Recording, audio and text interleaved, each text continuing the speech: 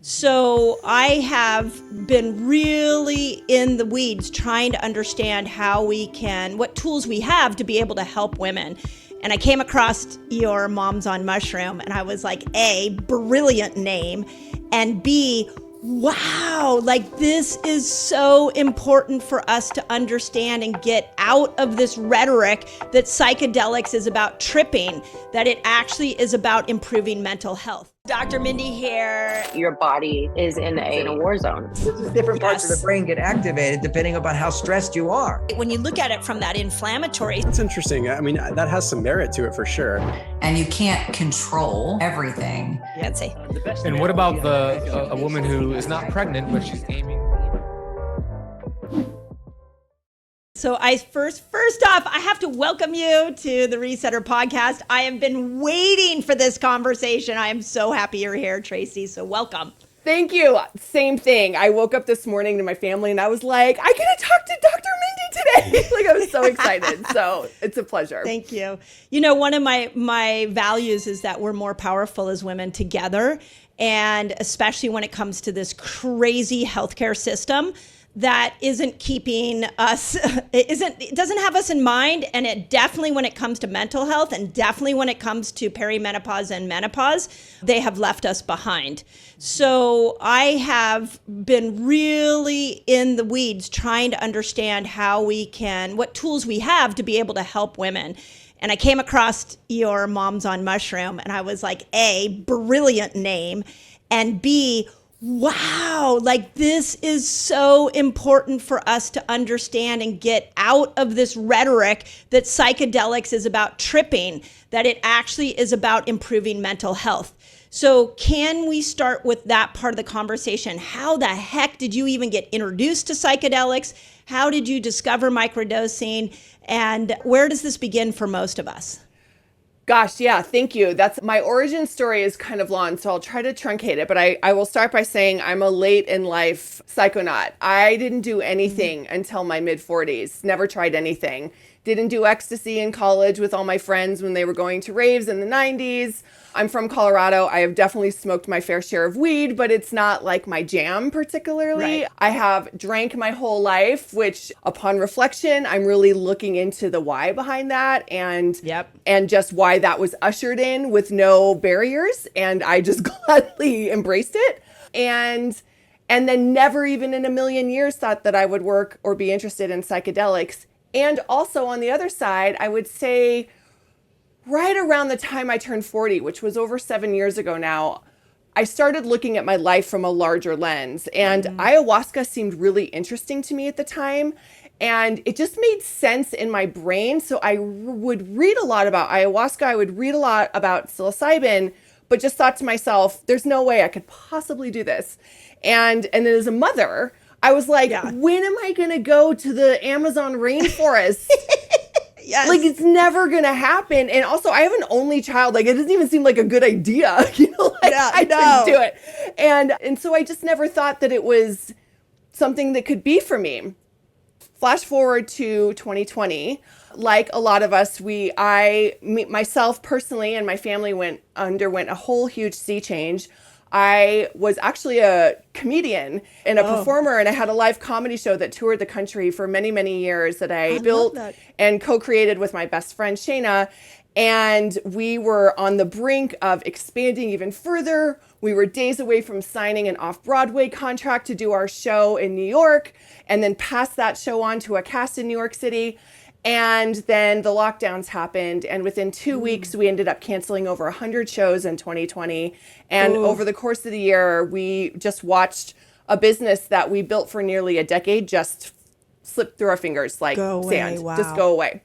And as anyone who has built something from the ground up knows, having your own business is very much like a part of who you are. You know, it's part of your heart. And the grief from losing it, especially when you lose it and it's not even in your control. It's not like we did some giant mistake, and messed up. Like, no, it wasn't our fault.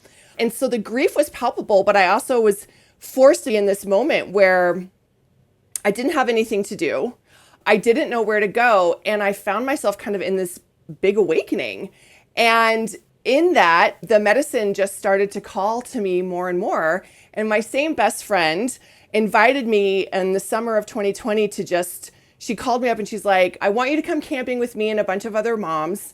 We're going to go to this lake outside Boulder and you're going to put on your big girl pants and you're going to take some mushrooms. And I was like, okay.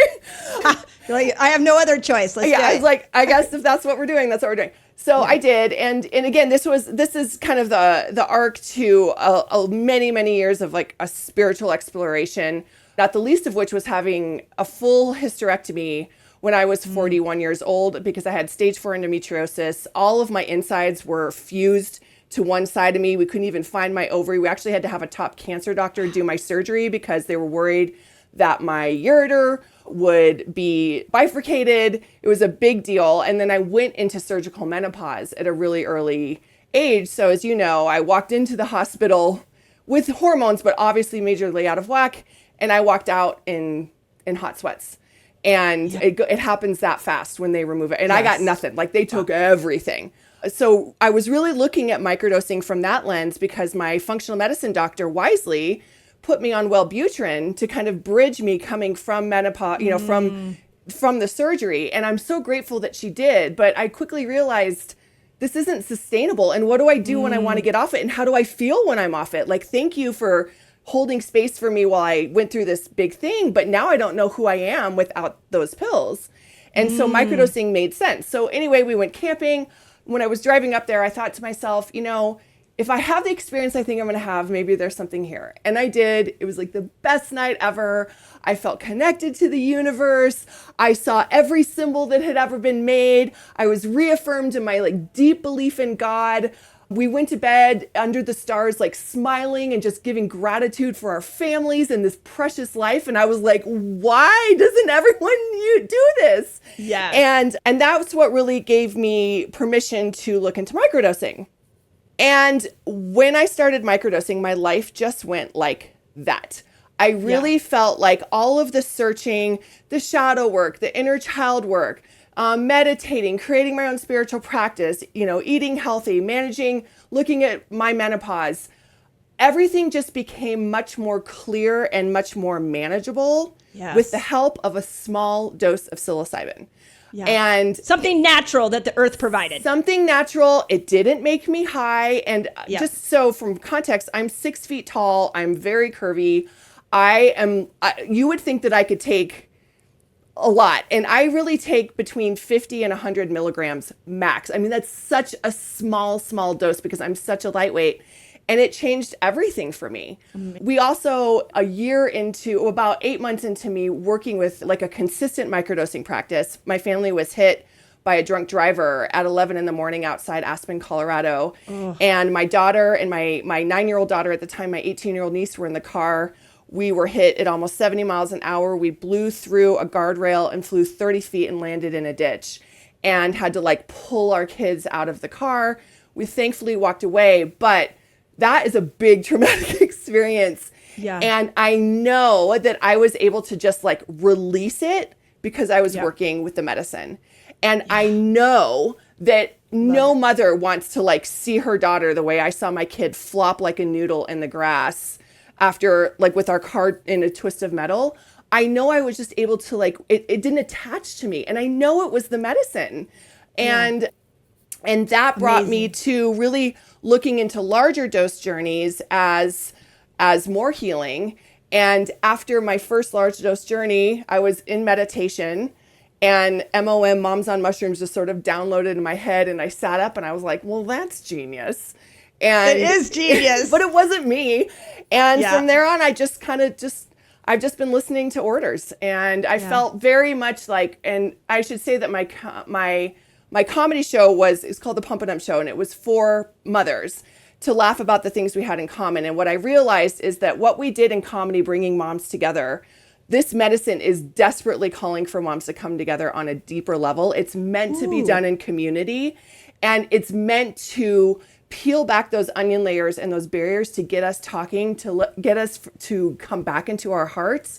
And it just makes so much sense to me that mothers, especially in this crazy day and age, need an ally to get us out of this mess, this medical system mess, this mental health mess.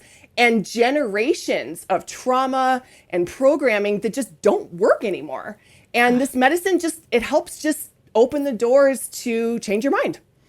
Amazing. I would 1,000% agree with you from my own personal experience, and which I'll share here in a moment, because I've used both micro and macro dosing to navigate the brain changes that have happened to me as I've gone through the perimenopause and menopausal journey.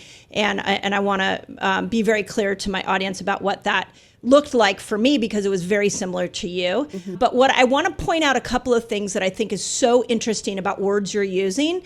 And this is what I have found about the psychedelic community. Being called to the medicine. Let's just use that one comment right there. When I walk into my doctor's office, I'm given a prescription. I'm never asked to use my feminine intuition as to whether that prescription is right for me or not. Yeah, you're dealing with a group of people who are behind the psychedelic idea, and they're not saying everybody has to do this. They're saying if you're called to do it. That, to me, should be the number one rule when it comes to healthcare for women. Are you called to do something? Because you have such a wicked female intuition that if you're called to do it, I guarantee it's the right thing. But when you're shut up and given a prescription and you're just told to take it and it shuts down your female intuition, now I don't care how powerful that prescription is, we are building disease. Oh my gosh, thank you for saying that. It's so true, because not only are you given a prescription, you're given a prescription with these conditions that just layers in this massive amount of fear that if you tarry on either side and you screw it up, you're done. And so you have to do it exactly as you're told. And so many people come to us, and the number one question I get is, how do I microdose? And then the truth is, and you know this, it's not rocket science. When you let go of the allopathic way of thinking, the prescriptive way of thinking, it's actually quite destabilizing for most women, because they want, frankly, a dude in a coat to write down something and tell you when to take it, how to take it, exact amount. And what we really try to teach is, again, listen to that intuition. And listen to your body. And the one beautiful thing that I think psilocybin has really done, especially for me, and I have decades of trauma, surgery after surgery after surgery, and I'm still unweaving all of that. But what it made me do was actually feel in my body. And you're so right. When your body tells you when it's right. It knows what to do. It knows what to do. That's the whole principle of fasting, is take food out of the equation and watch the miracles your body can perform. Right. And it's been really interesting in, Fast Like a Girl sold over 500,000 copies within the first year. And I'm so grateful for all the incredible testimonials. But I keep telling my audience, I'm not a guru. I'm not I didn't do this for you. I gave you a tool that tapped into your own healing power, which is the same message that I hear in the psychedelic community, which is it's not even the medicine doing it. It's not the delivery or whoever took you through the experience if you macrodose, but it is opening up an innate channel within your body. And I can explain brain-wise here in a moment, how that happens, that is allowing you to tap into your own power.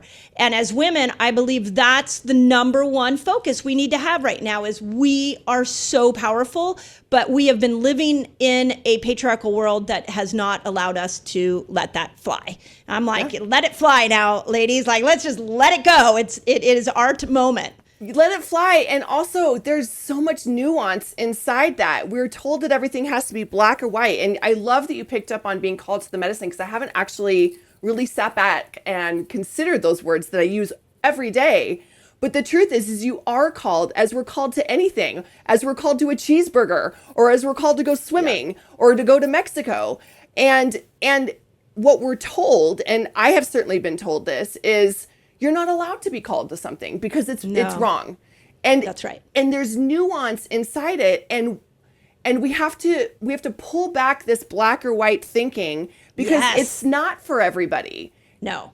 I'm not here to say that everyone should be on shrooms. I kind of think it might be a good idea, but agreed. Deeply believe in consent, and it's also not right for everyone. Yeah. But that's so, and this is very American, and I talk about this all the time, that we glob on to something, whether it's fasting or psychedelics or the next, Pilates, whatever.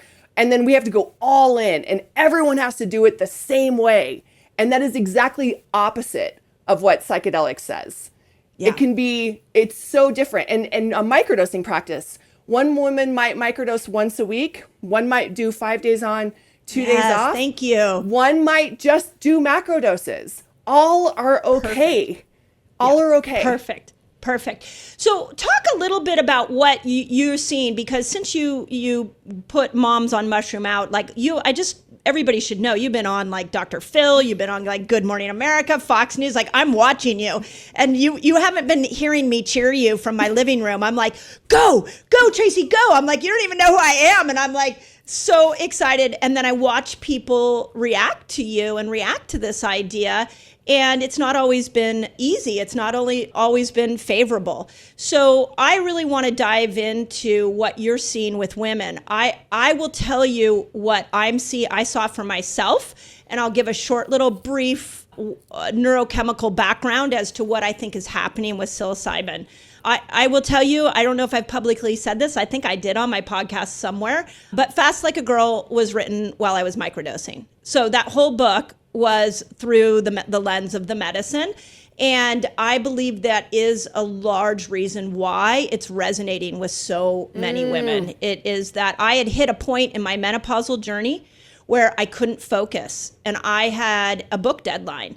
And so I went to a male friend, who is a very well-known health influencer, and I said, tell me what I need to know about microdosing. And he put me in touch with somebody who put me on a microdosing path.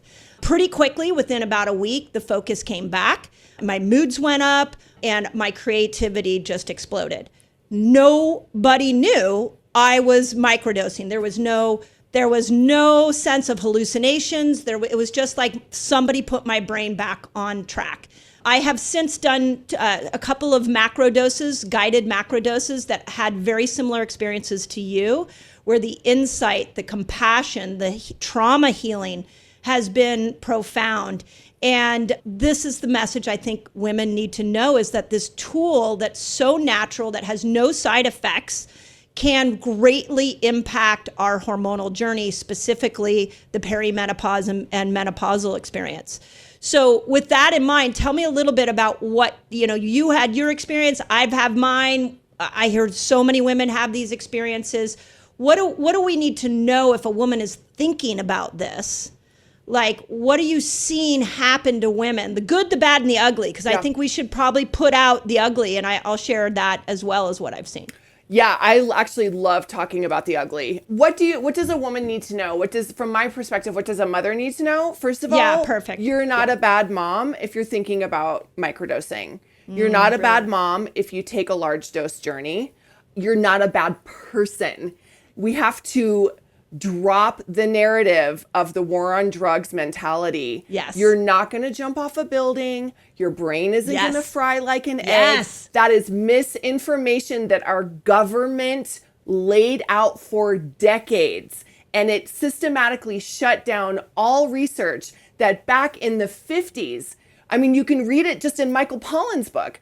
It's out there now, but there was foundational change with lifelong alcoholism and people taking one large dose journey and walking away and never drinking again, and more importantly, never wanting to drink again. And our government shut all of that research down. And so what you think you know about psychedelics is probably wrong. And what you think you are when you use them is absolutely wrong. This is not a moral pejorative. If anything, it's the opposite. If you want to heal, and I deeply think that women right now, I've written about this, there's a drumbeat in the earth that is calling us back to being embodied, whole, happy as hell women and happy mothers. But happy mothers recognize sadness. Happy mothers have feelings. Happy mothers take care of themselves. And happy mothers they use their throat chakras and they speak their words. And we haven't done that. We haven't done that consistently in generations. And so we have to learn how to do it now. And I think this medicine has just shown up as a gift. From my perspective, I believe it's from God. Like, I am very pro God. I'm a big fan of Jesus. I think that the earth, God, and the great mother that we walk upon said, enough with you people. You are getting it wrong. We're going to give you a chance to get it right. So that's what I want women to know. Can I say something on that? Because I hope the women listening, I love the words you use, the drumbeat of the earth. I have been walking around saying the same thing to all my really women empowerment friends. I'm like, do you feel it? Do you feel what's going on? Women are standing up for themselves for the first time. We're seeing what the patriarch did to our health. And by the patriarch, I don't mean, men. I mean the power and the infrastructure that has forced us to live a life that's like a mini man. And it is destroying our hormones, and we're losing our sense of intuition, and we're exhausted, and diseases are building. And finally, we're saying enough, there has to be another way. And in that other way, I think women probably are leading this microdosing conversation, because we're going back to the earth and saying, what did the earth provide for us? Yeah. It's a reclamation. It's you're just realigning with what you already know. And one of the biggest things that happened to me when I started working with this is I started remembering. Remembering what I knew. And it's such a hard thing to describe until you feel it. But I was like, I remember my very first large dose journey. I was lying there and I was just kind of getting these messages, these affirmations. And I just was lying there and I was like, I knew this. I know this. And you know when things are wrong. And we know things are wrong right now.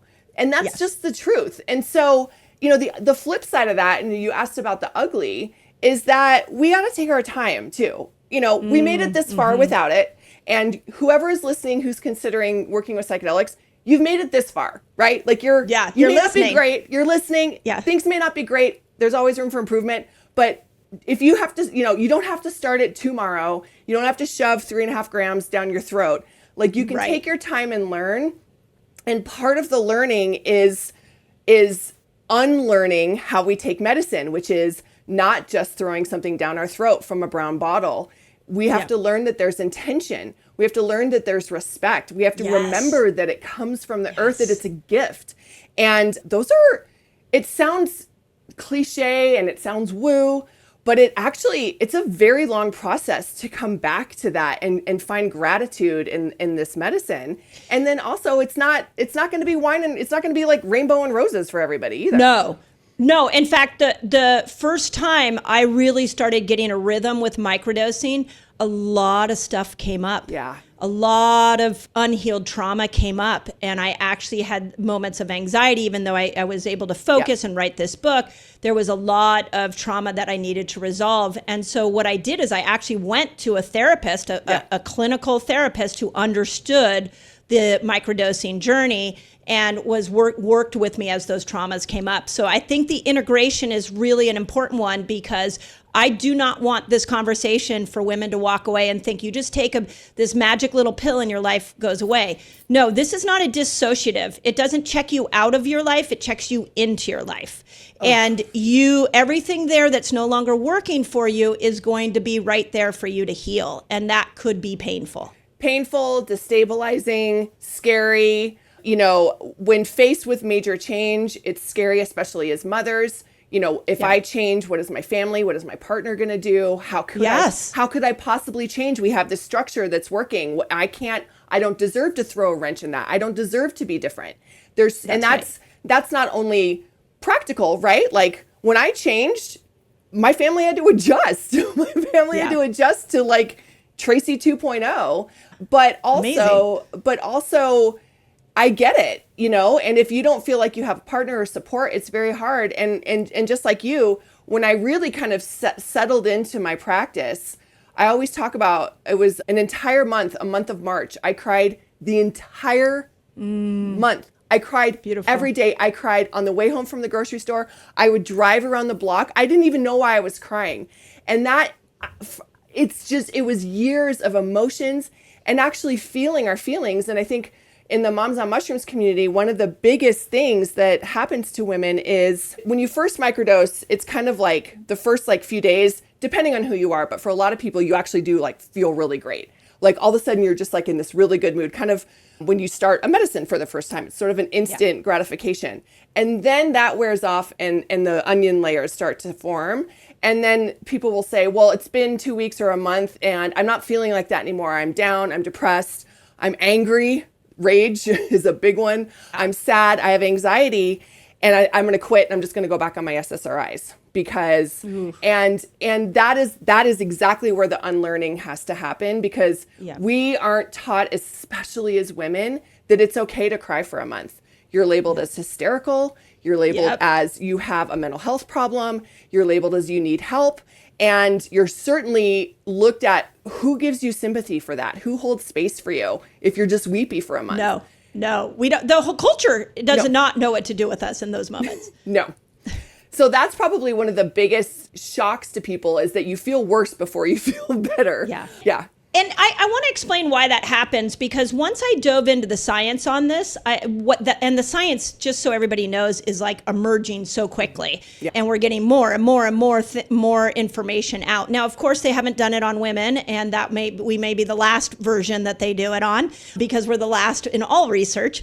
But it improves neuroplasticity. And neuroplasticity and neurogenesis are these, I call them baby neurons. They're these birthing of these new neurons, and you're creating new connections between different parts of your brain. So you have new thoughts.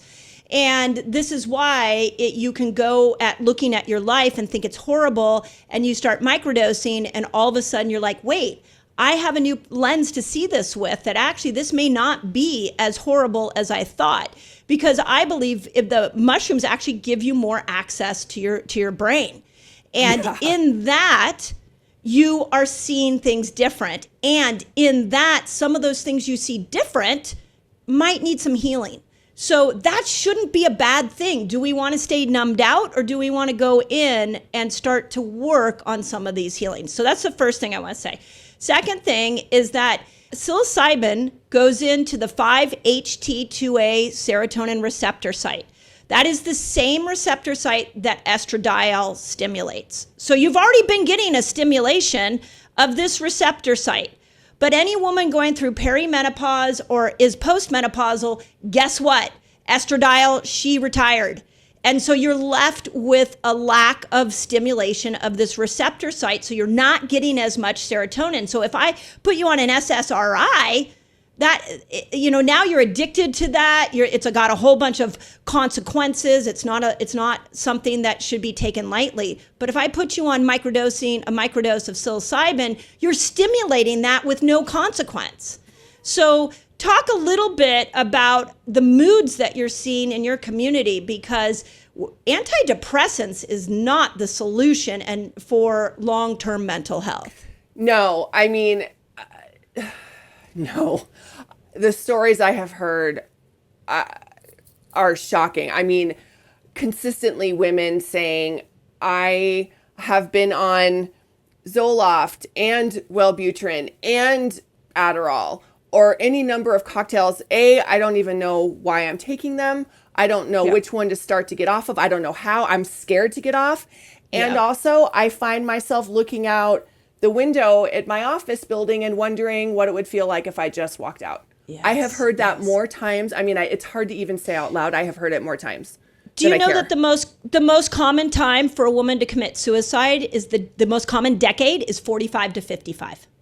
There is a hormonal reason for that. We tend to think of our teenage girls committing suicide. No, it's our moms. It's our grandmas. It's our community leaders that are committing suicide because of exactly what you just said. They are losing their hormones, and then they get put on medications to try to change that. And they're not being offered this natural solution that you and I both know works so well. Yeah. And then on top of it, in a broader conversation, is the lack of ceremony in our culture, the lack of rites of passage. Yeah. I just realized I had this breakdown actually at a psychedelic conference with a dear sister of mine that I went with.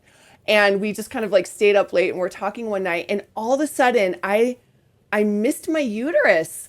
I missed it so much. And I was like, why was it just taken? And I didn't get to say goodbye. And then all my parts got removed from me. Everything that I identified as being a woman, as being a female, and I had a hard time getting pregnant. So like, it was already a tenuous, relationship to begin with. Powerful. It was just removed. And then I just was asked to go home the next day. Nobody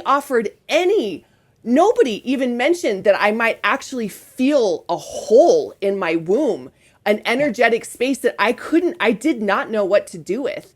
And you compound that with not only many women having surgeries, but having traumatic births, with having terrible periods, with having hormones out of whack, never feeling at home in your body, never, ever being asked or told what to do about it, and not celebrating the miracle that we are, this miraculous, amazing system that we are allowed to hold inside us, that gives life, that holds life, and does all these amazing things. We don't talk about it.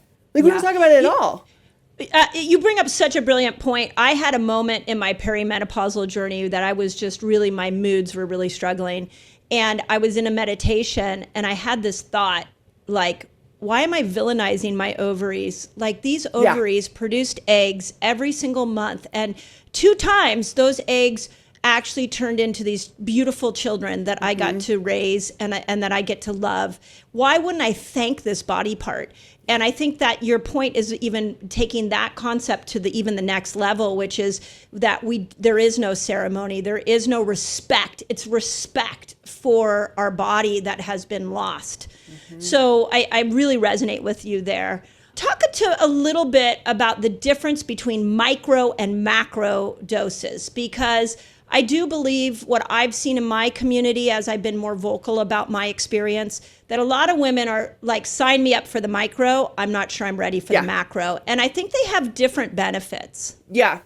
I have a unique perspective on this that like some of my mentors don't actually agree with me on. And when I say mentors, I have amazing teachers. And I always say that I've been like brought up in the shamanic way, like by beautiful medicine women who kind of take the more earth goddess, like earth-based approach. So that's where a lot of my context and learning comes from, is like the more ancient ways of doing things. But I think that in this society, in the modern, busy American Western mother, again, speaking for my community, has no context of ceremony or this medicine.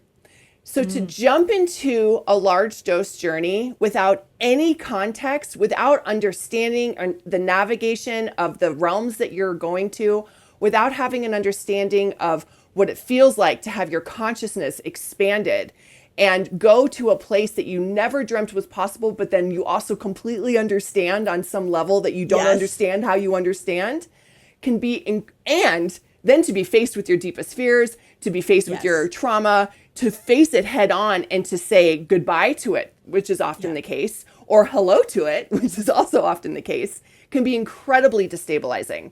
And if you don't do that with good space holders who know how to help you navigate those landscapes, it can be detrimental to your mental health. Truly. Yeah. So I think that starting with microdosing, creating an intentional relationship, for me right now, it's with psilocybin mushrooms, create a relationship with these little beings of light, and then feel how they feel in your body. Notice what those changes look like. Notice the broadening of connection, because you will feel these things. You will feel the cliche psychedelic side effects of a large dose journey with macrodosing if you give yourself the opportunity to pay attention.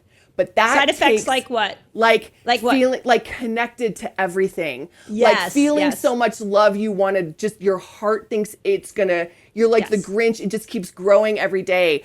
By creativity, oh my gosh, I know what it feels like to write like that. It's like your brain just opens up and you don't censor yourself. And so all your best thoughts come through about having focus, finally focus and no more brain fog.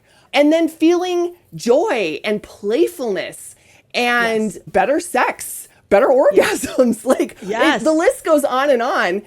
Yeah. That you can feel all that with an intentional microdosing practice. And then I encourage everyone, when you feel called, when you know it's right, not because it's trendy, not because your best friend just did it, not even because your therapist or some spiritual leader says you should do it. When you feel called, I think you should absolutely sit with the medicine in a large dose because it is there. And in that space, there is no comparison. There's no comparison to a large dose journey and microdosing.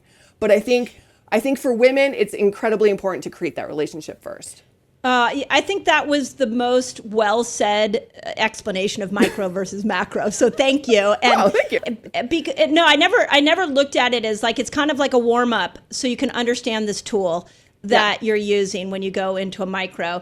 And I would say the macro, what's interesting about that is like one of the best macro journeys I did, I had a psychedelic expert and a therapist guiding me through it. Both women, both just lovely, lovely experience, just holding space for me to just acknowledge what was holding me back. And we literally came up with a checklist after this journey. And then I took it to my every week therapist. And I was like, here's what showed up. I really want to work on these things.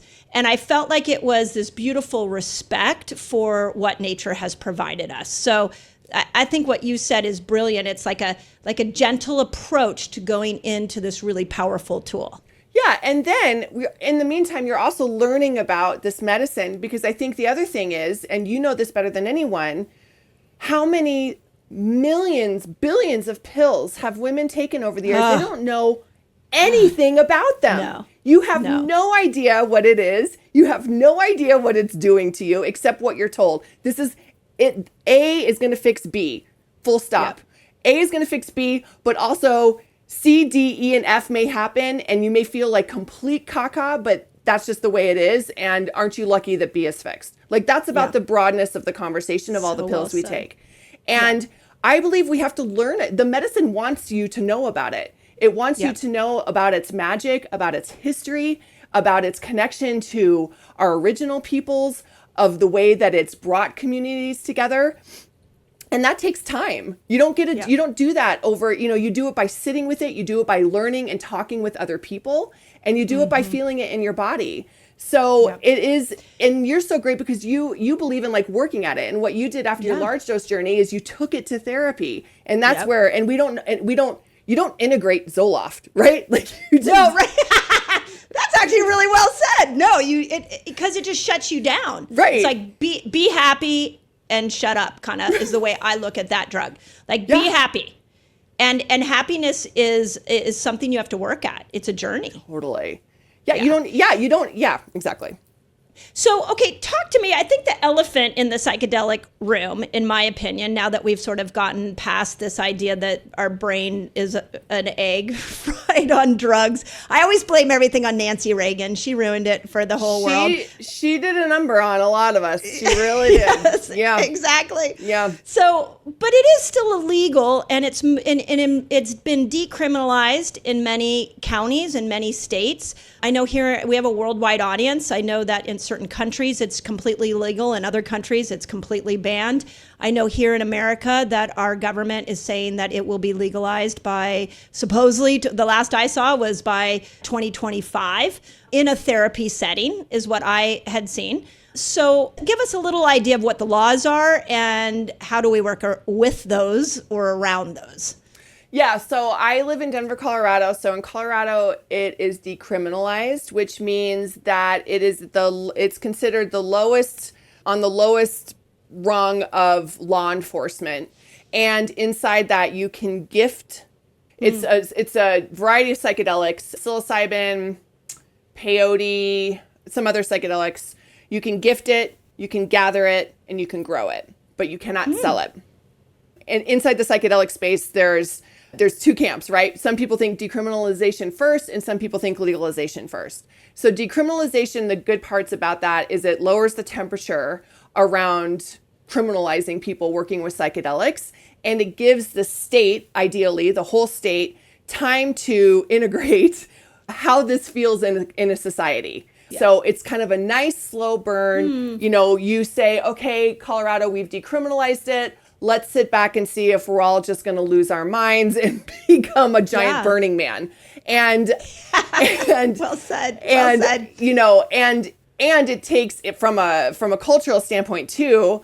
That's a whole nother conversation about how we incarcerate people of color way more quickly than we incarcerate people who are white, and it levels that playing field. And then legalization obviously is more it would be federally regulated. And then there would be an opportunity for commerce to also exist, which is what the cannabis model eventually followed in the states that it's legalized. There's pluses and minuses to all of it. How do you work around it? Well, if you're in a decriminalized state, you can grow your own. It's really not that hard. Easy. And that's another beautiful thing I think about this medicine. It is incredibly democratic. It's easy to grow. It's beautiful to grow. You're more connected to it than ever.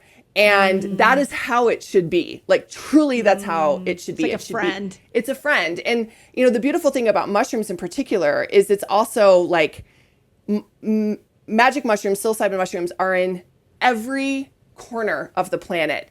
They are not culturally like stuck to one place like peyote or iboga. Yeah. So it really is this global access. Why would the mushroom do that? I just want to say.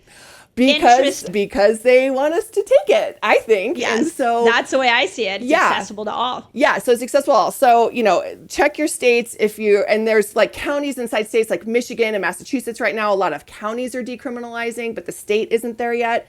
So you can gift it, you can gather it, you can grow it, which means you can grow it and you can give it to your friend. And then in terms of working around the law, I mean, I can't promote anyone breaking the law. And I also think it's a ridiculous law. Yeah, agreed. Yeah. And I'm also a little bit skeptical that when it actually does become legal, big pharma will try to get a hold of it and try to keep it under their arm.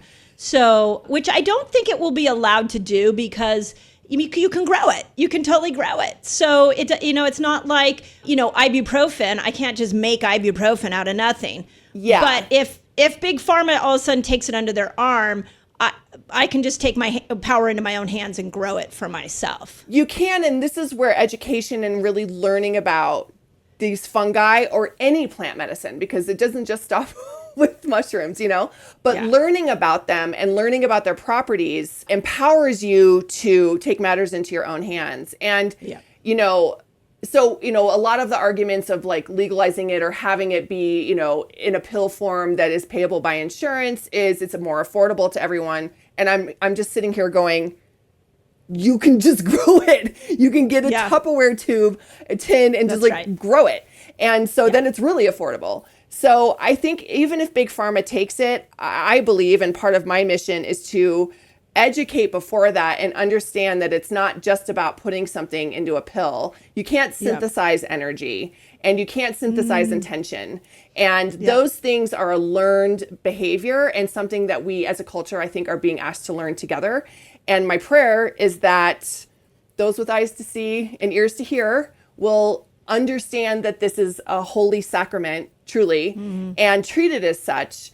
And if it becomes more accessible to people, and if facilitators or practitioners who have licenses in psychology, if they feel called to it, and please God, I hope that they work with the medicine, because right now what we're seeing, especially in Oregon, is a lot of therapists, psychotherapists are getting their facilitation licensure inside the Oregon so they can legally administer it and have never worked with it themselves. Wow. And again, my teachers are like, go ahead and try. The medicine will kick your ass so hard if you try to do that it's not going to work in the end.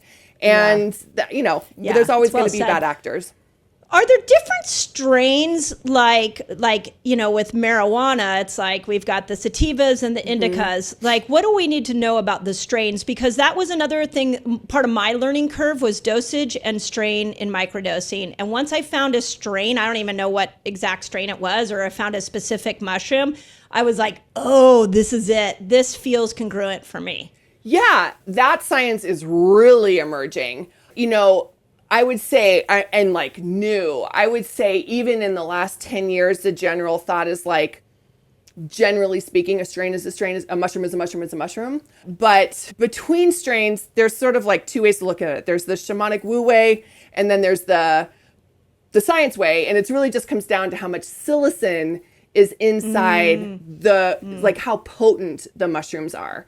So from a scientific standpoint, one could argue that the different effects it has on people is because of the potency and the concentration, because psilocybin is the psychotropic drug, but it turns into psilocin through our liver when we ingest it through our mouth. And it's the psilocin compounds that you want to like look at if you're testing mushrooms. And so it's really only like between 1 and maybe 2% psilocin in a mushroom. So that it's the potency, but then on top, but anecdotally, people talk about strains all the time. And I believe I test as much as I can for the community. And there's definitely a difference for me in my body between like Golden Teacher and A+. And penis envy is the known, penis like, envy. I always hear about that. Is kind of like the go-to for if you want to just have a really big trip. It's very potent. It's very strong. And Golden Teacher, I would say those are like the two like most popular kind of known ones. And Golden Teacher is considered, I always explain it as, for mother terms, in terms of Frozen, Golden Teacher is like a warm hug. It's like Olaf, and penis envy is like Elsa. And so, we use the metaphors we can. Not to quote a very famous Disney movie. That was really good. That was the mushrooms. That was totally, for sure, that was the mushrooms. That was so good. I have a really interesting thing to share with you that you may love. So 2 years ago, after I had my own sort of mental healing using mushrooms, both in micro and macro ways, I wanted to understand. I spent the next year trying to understand why this was happening, and I wanted to understand how we could use it through the menopausal journey. So in that, I actually gathered a community of women that are in my Reset Academy, and we experimented with different ways of using microdosing as a tool. And we brought in a researcher, like a clinical researcher, to run it and to see it exactly in a in the most objective way possible. We used Muse headbands to look at the brain frequency. Plus we looked at just, more of like symptomatic changes. And the three groups were, the placebo was lion's mane. So we had to have a placebo group. Then one group was just psilocybin, and one group was psilocybin with lion's mane. Which group do you think got the best change? The most, they were the most balanced. They noticed more flexibility of thought. They had more happiness. Well, I'm glad you brought this up. I would say psilocybin and lion's mane, but it has to involve lion's mane. Yep, bingo. Lion's mane for everybody. I'm so glad you brought this up. Yeah. Yes. Yeah, it was the combination of psilocybin with lion's mane that got the greatest result. And what was really interesting is we had a group of 100 women. The requirement is they had to be over 40. And when we looked, I was watching the comments. We created a group just to make sure everybody was held and had an experience with this that was very positive. And I would watch the statements, everything from like, I'm not really noticing anything, to I'm feeling kind of anxious and I don't know why, to, oh my God, this is heaven. Thank God somebody finally gave me a tool. And the people that had the best experience were in the group with the psilocybin and lion's mane. And the researcher was so taken aback by the result with lion's mane. He's now continuing on to research that more on women. And what's interesting is we did it under the heading of citizen science, because to do a big research study takes a lot of money. And I love this idea of citizens taking back science and going, okay, let's just do small groups. And that's what we found. And it was incredible. It was incredible to watch. Oh, I'm so glad you brought this up, because I wanted to mention to you, before I even started working with psychedelic mushrooms, I started working with lion's mane in particular. After my hysterectomy, my brain left the building. Oh, yeah. Because estradiol left. She left. And she left instantly. There was no graduation. She was just gone. And I was a performer. I was on stage and I was forgetting what I was supposed to say. I think a lot. I read. I think I'm smart, and to not be able to form words or to form thoughts it was like my identity had left me. And I was in Santa Fe with my mom and my sister, and we went to a farmer's market. And this is the beauty of mushrooms. And I came upon this little booth, and I was just kind of like looking at these bottles of tinctures. And this woman was like, "You need lion's mane." Ooh. And I was like, okay. And started taking it. I'm not kidding you. Within 2 weeks, I got my groove back. It changed my life. And amazing. I think especially in your perimenopause and menopause years, lion's mane, you can't overdo it. Take as much as you want. Yeah. Take it every day. So good. And stacked with psilocybin, yes. It is so powerful. And a lot of the citizen science I've been doing is talking with functional mushroom cultivators and talking to them about the different combinations of functional mushrooms, medicinal mushrooms that aren't psychotropic, with psilocybin and the effects that it can have. Like, there's this growing group of people that are working with microdosing psilocybin and cordyceps and finding it is almost a 1-to-1 comparison to Adderall or Vyvanse. And they are completely weaning off Vyvanse or Adderall and taking microdosing and cordyceps. We're seeing cordyceps in children with ADHD that is lessening, and it's again, it's not one size fits all, but the functional mushrooms play such a big role. Yeah, I was just gonna say. Yeah. So just so everybody knows, there's psychedelic mushrooms and then there's functional mushrooms. So the cordyceps and the lion's mane, they're functional, but they don't have a hallucinogenic piece to it like psilocybin does. And if you stack them with a small little bit of psilocybin, you get this amplified effect, which makes sense. You know what a really good way I like to explain to people to think about what happens to their brain when they're microdosing this? I love the visuals from Fantastic Fungi. If you watched how the logs in a forest would die, and then a mushroom would sprout from that, and then something green and new would grow from that, and the visuals of how that mushroom stimulated a whole bunch of growth, of new growth, is how I think of the brain. That the brain is actually growing these new neurons, and I love calling them baby neurons, because I love that too. If they're brand new, treat them like a baby. You would talk kindly to them. You wouldn't ridicule them. And I even have gone as far as to say, I think sometimes the grumpy neurons, when the babies show up, is they kind of want to tell the babies, like, no, we think like this. This is how we think. And if we catch the grumpies and we catch those thoughts, which I believe the microdosing can do, and even macrodosing can do it even better, we can have an opportunity to grow a new brain and to take these baby neurons and give them new thoughts. Because as we go through, especially the perimenopause and menopausal journey, we have a really interesting opportunity to redesign ourselves. And I think of it as a transformation. And I think that transformation, so that we come out into our 60s, 70s, and 80s and have those be the best years of our life, that transformation is so well facilitated by these mushrooms because of the ability for us to grow new neurons. Amen. And then you add, listening to your heart, growing your brain, but letting your heart make some of the decisions, and just even opening up the ability, what am I trying to say? Opening up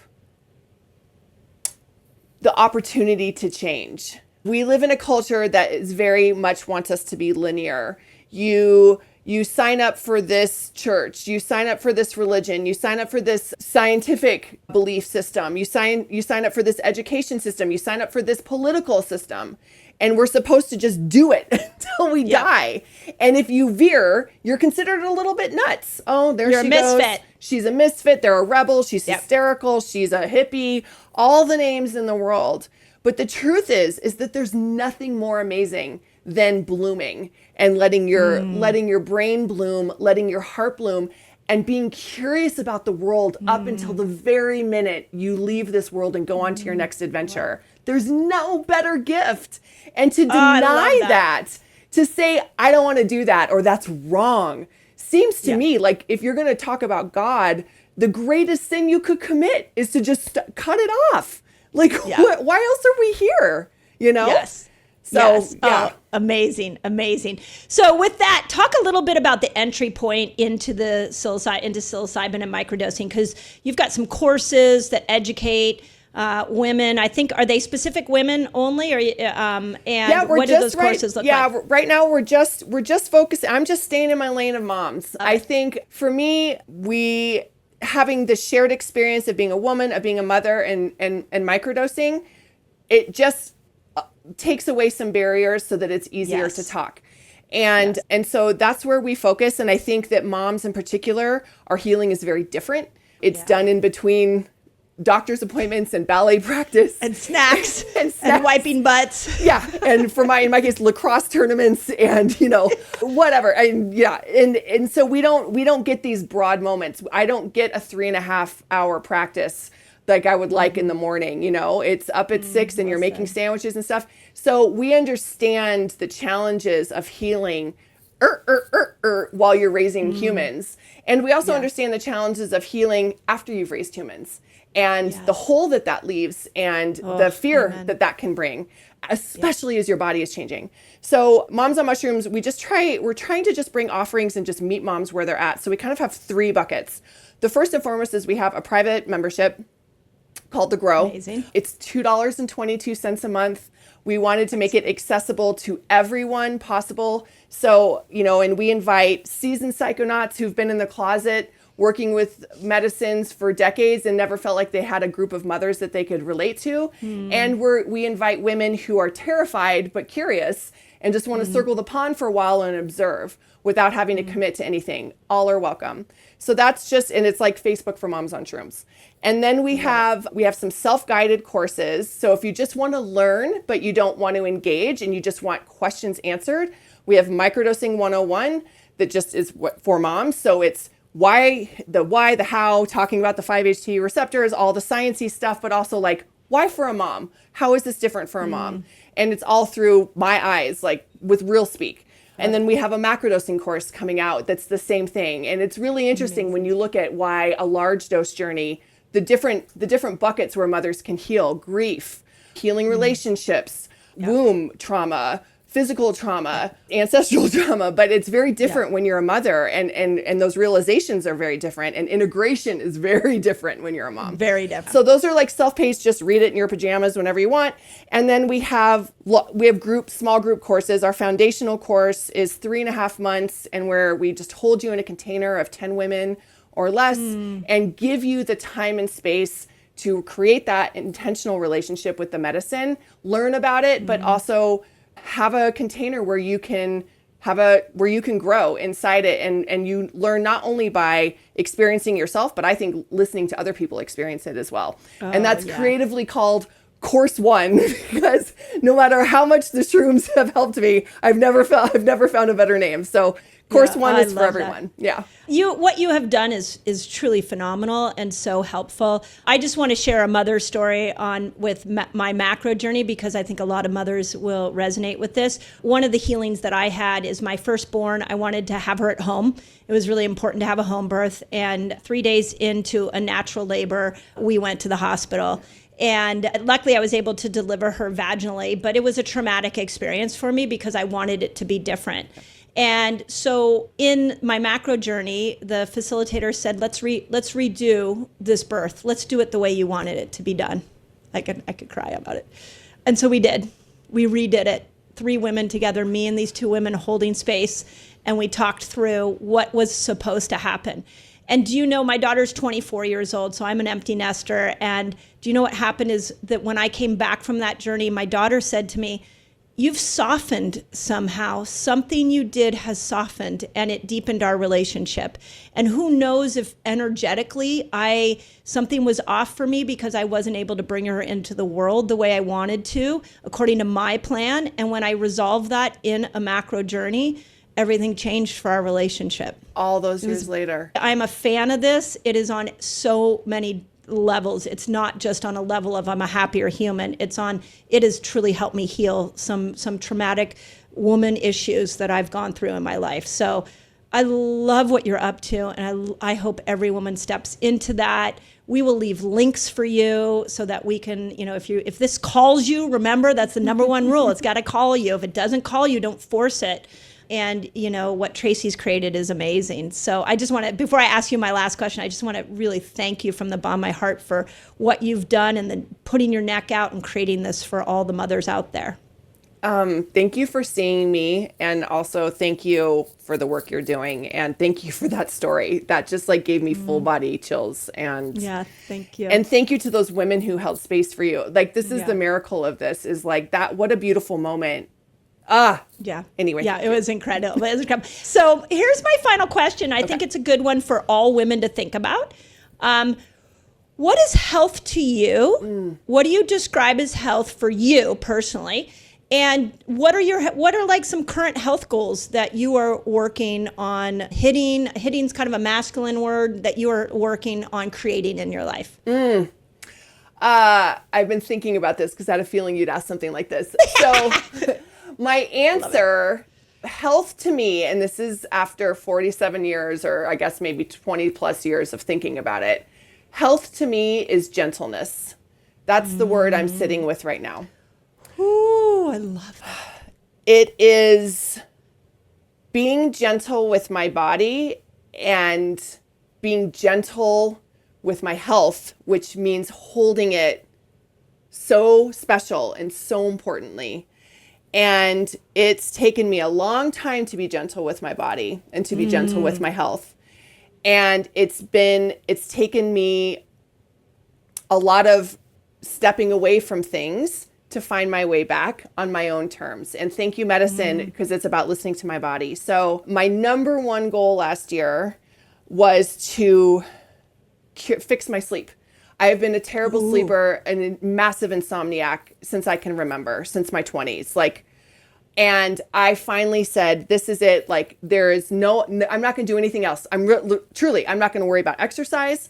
I'm just going to worry about my sleep. And I prioritized it above all things. I gave myself so much grace in terms of what I had to take to sleep through the night, what that looked like. And I fixed it. I think I fixed it. And so now I'm gently holding that priority of sleep. I don't know how I existed so long without it, because now that I know what it feels like to get sleep, I don't know what I was. I was like a shell of a human. And so my goals now are, inside that sleep, is to find my embodied movement again and be in my body and trust my body that she can exercise, that she's not going to get injured, that I'm not going to have another cyst or have to get another surgery. And it's a very emotional way of looking at fitness. I think health-wise, I've always prioritized really good food because I've had to with all my hormonal problems. I've learned that lesson really early, but now I just want to I want to just love my body, and I want to move it, and I want her to be strong, because we got shit to do, and we got work to do. And I want to do it. I want to do it for a long time. I started when I turned 45, I started just doubling my lifespan. So instead of being I'm 45, I'm I get 45 more years. Look what I did for the first 45 years. So I'm turning 48 in April. I'm going to add 48 more years, and I can't wait to see where that comes. So I got these knees and these legs got to work. So that's my goal. I just love that. One of my big messages to women right now is rest, that we are strong in our rest. And I came up with a phrase that helped me, and this may help you as well, is I'm courageously resting. And so when I slow things down and the brain's what are you doing? You're not doing enough. You got to go do this and blah, blah, blah. I just say, nope, I am courageously resting, because I do believe as women, it takes courage in this moment, in this time, in 2024, for us to just stand up for our own health and say, enough. We're going to do it a woman's way, and that's going to involve a lot more rest. Yeah. So yeah, I love that. Tracy, I could talk to you for hours. I mean, we are new besties, whether 100%, you know it or not. 100, there's no doubt. No doubt in my mind. I love it. Where do people find you? We'll put all your links, but just so that if they're driving, they hear momsonmushrooms.com. Really, just go there. And we're really on a portal, but if you want Soch, really it's just Instagram, and that's Moms on Mushrooms Official. And amazing. Love it. Come find us. Well done. And I can't wait to collaborate more with you. So thank you for this beautiful discussion. It's an honor. Thank you so much.